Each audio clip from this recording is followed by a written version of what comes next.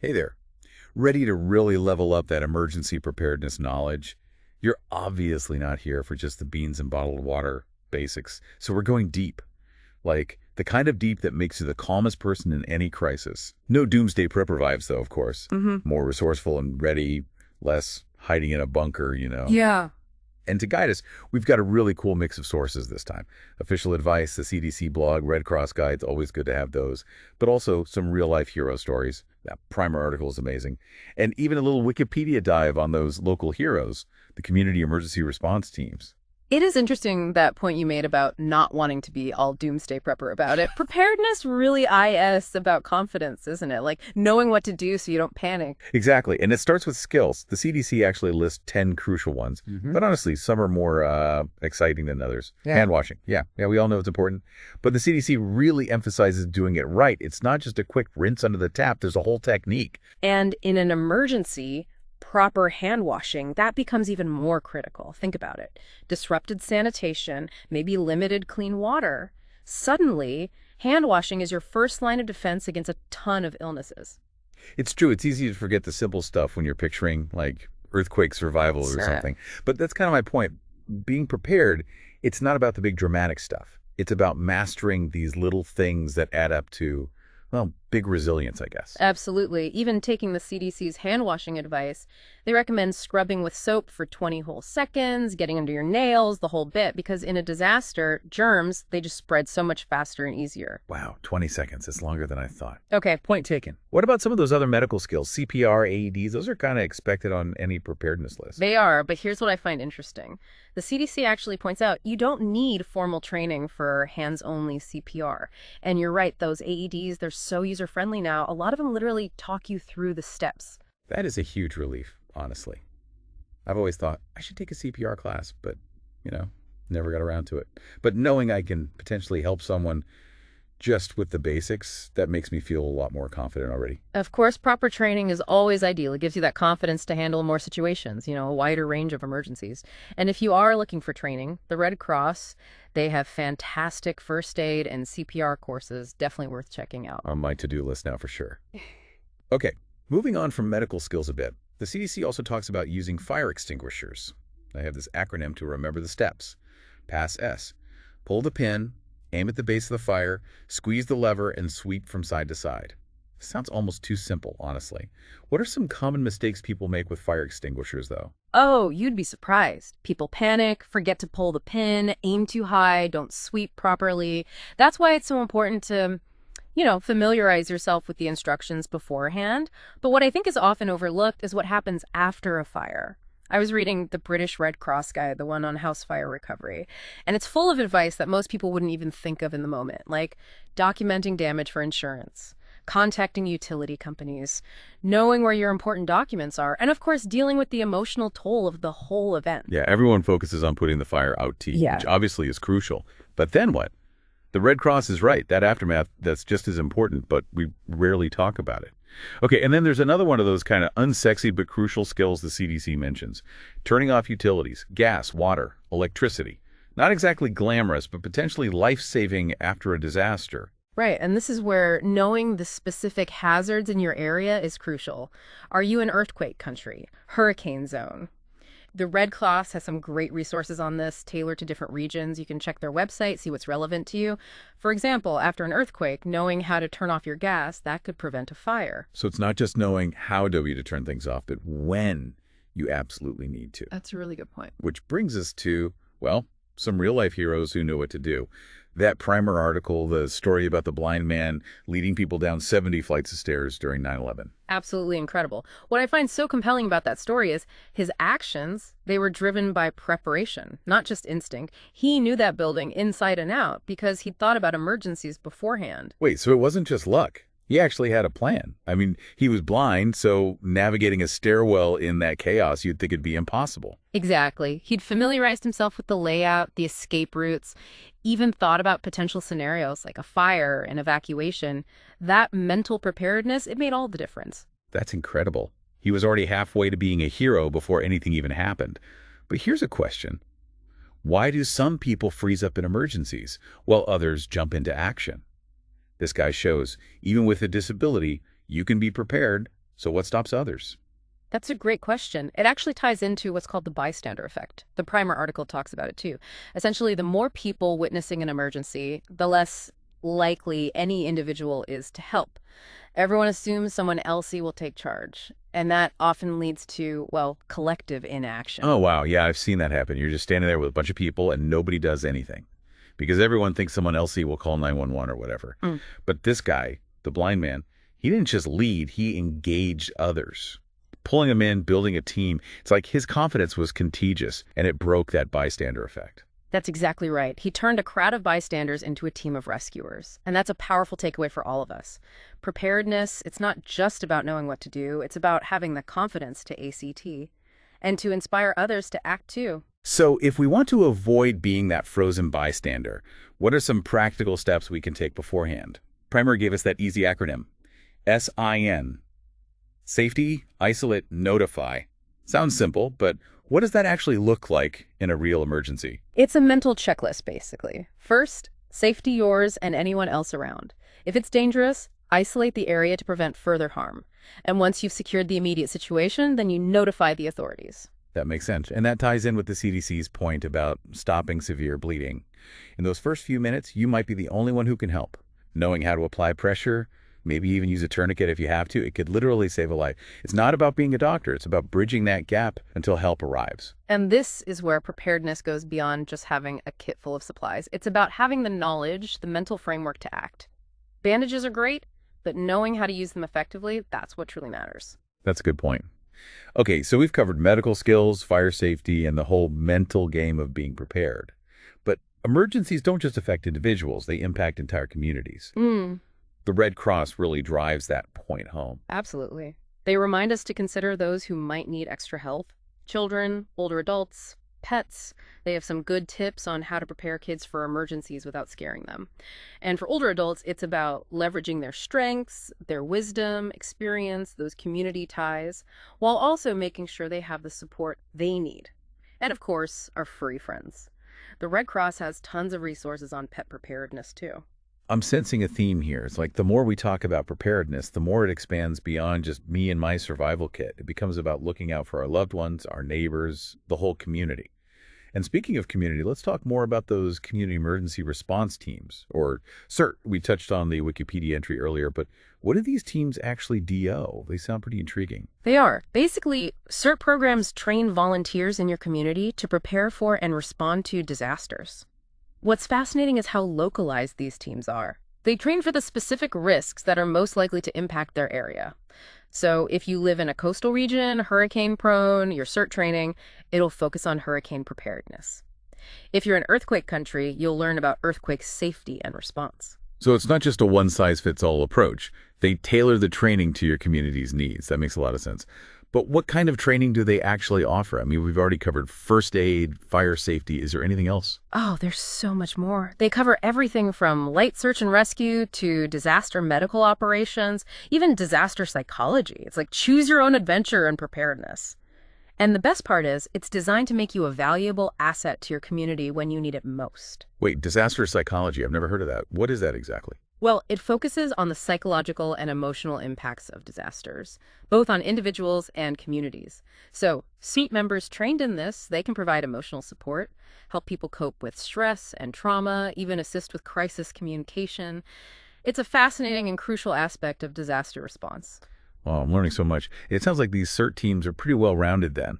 They're not just about, running into burning buildings, but also about these less visible but equally important parts of disaster response. Precisely. And what's really impressive is the level of training they receive. I was reading that article from the EMS conference, and they were talking about how even seasoned first responders are always learning new techniques, staying up to date on best practices. And CERT members, they get similar training, just tailored to a community level. So even if you're just starting out, knowing that preparedness is a journey, not a destination, that's reassuring. These folks are always training, always learning, always refining their skills. Makes me feel like it's something achievable for anyone. Exactly. It's all about taking those first steps and being open to learning and growing along the way. This has been incredibly insightful. I feel like my whole perception of preparedness has shifted. It's not just about stockpiling supplies. It's about knowledge, skills, confidence, and community. And that's what makes it so empowering. I agree. It's about taking ownership of your safety and the safety of those around you, and realizing that even small actions can have a big impact. I think we've covered a lot of ground in this first part of our deep dive, but there's still so much more to explore. Definitely. We've only just scratched the surface. So join us for the next part of our deep dive. We'll delve even deeper into the world of emergency preparedness and uncover even more fascinating insights from our sources. Welcome back to our deep dive on emergency preparedness. As we were wrapping up the last part, I was thinking about how the Red Cross really emphasizes that whole thing about considering people who might need extra help during emergencies. Children, older adults, pets. It's easy to get caught up in our own survival mode and kind of forget about others who might need our help. Yeah, it's a natural human response, but the Red Cross is right to point that out. We need to think beyond ourselves. They actually have some great tips on how to prepare children for emergencies, without scaring them. It's about empowering them, but with age-appropriate knowledge and coping skills. Makes sense. I was looking at their website, and they even have a whole YouTube playlist of Red Cross Kids videos. They're animated, so even young children can learn about safety without getting overwhelmed. I love that. And when it comes to older adults, the Red Cross makes a great point about their strengths in a crisis, their wisdom, their experience, strong community ties often. The key is making sure they have the resources and support they need to be both helpers and recipients of help, depending on the situation. Yeah, that's a really good point. Recognizing that everyone has something to offer, even in a crisis. What about pets, though? I mean, they're part of the family, too. Absolutely. The Red Cross, they have a ton of resources on pet preparedness, making sure they have proper ID, creating a pet-specific emergency kit. They even have advice on training your pets to respond calmly in stressful situations. So, if you're prepared, your pets are more likely to be safe, too. It all ties together. Okay, we've talked a lot about the practical side of things, skills, supplies, planning. But I'm curious about the mental aspect of all this. That Primer article, it really dives into the psychology of why people freeze up in emergencies. It's fascinating stuff. It is fascinating and often overlooked. Primer talks about the bystander effect, which we mentioned earlier. It's that tendency to be less likely to help when there are other people around. Right, like everyone assumes someone ill at sea will step in, and then no one does.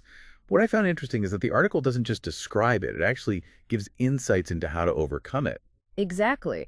It points out that it only takes one person to break that cycle of inaction. It could be something as simple as making eye contact with another bystander asking for help, or taking charge, delegating tasks. So instead of being passive, we can actively choose to engage and even empower others to take action. Precisely. It's about recognizing that even in chaos, we still have agency. We can choose to be part of the solution. That's a really empowering thought. Even if we don't have all the answers, we can still make a difference by being proactive and encouraging others to do the same. Exactly. And remember, heroism, it doesn't always have to be grand gestures. It can be knowing how to use a fire extinguisher, performing CPR, or just staying calm, offering reassurance in a chaotic situation. I love that. Reframing heroism, making it more accessible, relatable. We don't have to be superheroes. So if we're feeling inspired and want to take this preparedness thing to the next level, where do we even begin? There's so much information out there, it could be overwhelming. Well, I always recommend starting with the basics. The Red Cross and FEMA, they have excellent resources on their websites, covering everything from building an emergency kit to developing a family communication plan. Right. The Red Cross have those checklists, too. You can download them, customize them to your needs. I actually have one on my fridge. Good reminder to, check our supplies, make sure everything's up to date. That's a great idea. And beyond those basic resources, there are tons of other ways to learn more, get involved. For example, FEMA has free online training courses on a variety of disaster preparedness topics. I've heard good things about those courses. They're supposed to be really comprehensive and easy to follow. And didn't we mention those community emergency response teams earlier? I'm definitely intrigued. CERT programs are fantastic. Hands-on training, connecting with others in your community who are passionate about this stuff. You learn valuable skills, build confidence, and make a real difference. So it's like a win-win-win. You learn, you connect, you feel more prepared. I like it. Okay, but let's say someone's totally new to this, feeling intimidated by the whole emergency preparedness thing. What advice would you give them? I'd say start small. Don't try to do everything at once. Pick one area that resonates with you. Maybe it's building that kit, maybe learning basic first aid. And just focus on that. Once you're comfortable, you can move on to other areas. Great advice. Like those fitness challenges. Start with 5 minutes of exercise a day. It's about building momentum, sustainable habits, not overwhelming yourself. Exactly. And remember, preparedness, it's an ongoing process, not a one-time event. It's about constantly learning, adapting, refining your skills and knowledge. Okay, before we move on, let's just quickly summarize what we've covered so far. We talked about the importance of considering those who might need extra help. Children, older adults, pets. We explored the psychology of the bystander effect and how to overcome it by actively choosing to engage, empower others. Highlighted resources like the Red Cross, FEMA, those online training courses, and those community emergency response teams. And emphasize that preparedness is a journey, not a destination. Taking small steps, building confidence, focusing on continuous learning. I'm excited to see what other insights we uncover in the final part of our deep dive. Stick around, because we're just getting started. Welcome back. I don't know about you, but I'm feeling way more empowered after all this talk about preparedness, not scared. It's like knowing more actually makes you anxious. Yeah, I get that. And it goes back to something that keeps coming up in these sources. It's not just about each person surviving on their own. It's more like community resilience, everyone working together. Totally. Like that EMS conference article, remember? It wasn't all about sirens and rescuing people, hero stuff. It was about how even those experienced first responders, they're constantly training, collaborating, sharing what they've learned.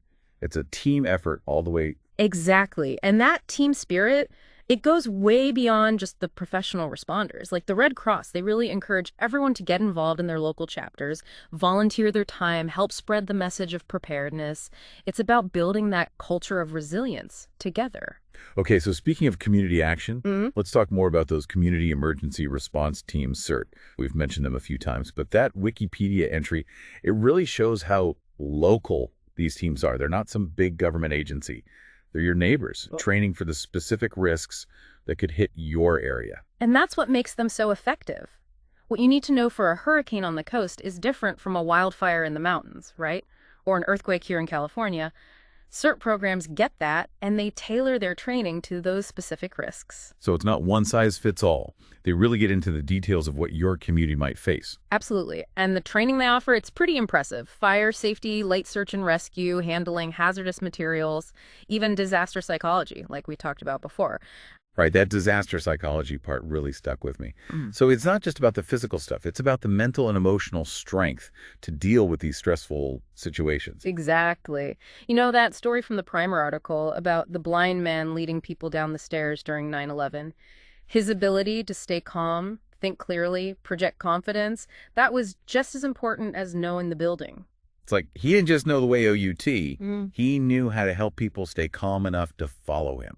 That's incredible. And that resilience, that ability to think under pressure, it's not something you're born with. You can build it up through training, practice, even just changing how you think about tough situations, focusing on problem solving. So it's a mental muscle. The more you use it, the stronger it gets. Yeah. But what's cool is this helps you beyond emergencies too, right? Staying calm and focused under pressure. That's useful for anything, not just disasters. Absolutely. It's about building that inner strength, being adaptable, that helps you through any challenge.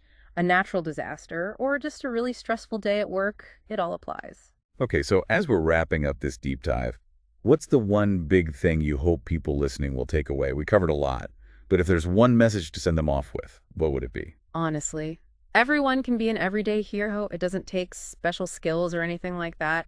It's about being aware, having the knowledge, and being willing to act. I love that. Stepping up, even in small ways, to help ourselves and the people around us. So, for those who are feeling inspired, ready to take that next step, where should they start?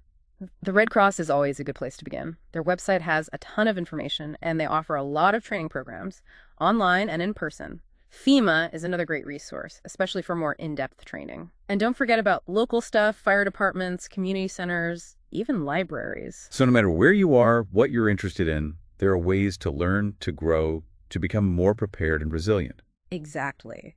And on that note, we'll leave you with a final thought. What's one small thing you can do today to move yourself a little closer to a safer, more prepared future?